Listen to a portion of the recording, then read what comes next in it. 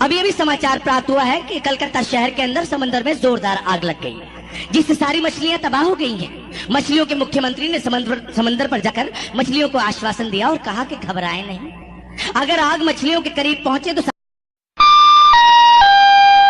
यात्रीगण कृपया ध्यान दें, गाड़ी नंबर 133 कासगंज से पीलीभीत पैसेंजर अपने निर्धारित समय दोपहर के 3:20 पर बिगाए पुराना लोहा टीना प्लास्टिक के जूता चप्पल शीशी बोतल टूटल फूटल बिचारी थ्रेसर ट्रैक्टर टाली ट्रक जीप मारुति कार गहना गुड़िया घर द्वार मकान दुकान जिला जवार खेत खतियान बकरा बकरी पाड़ा पाड़ी लोटा थारी बेचे के सरकार आगे बने चौपट लग जा।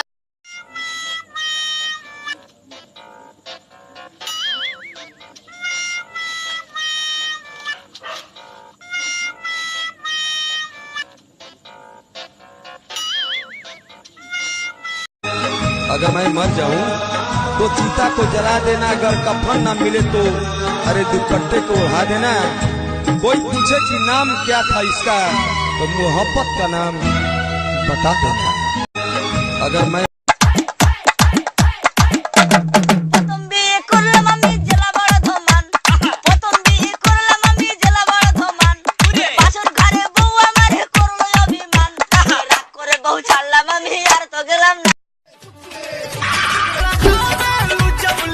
हाँ बेबी, आज मैं कॉलेज नहीं आ रही। अरे यार, मैं तो आज तुम्हारे लिए BMW का टॉप मॉडल लेकर आया था कि तुम्हें घुमाऊंगा।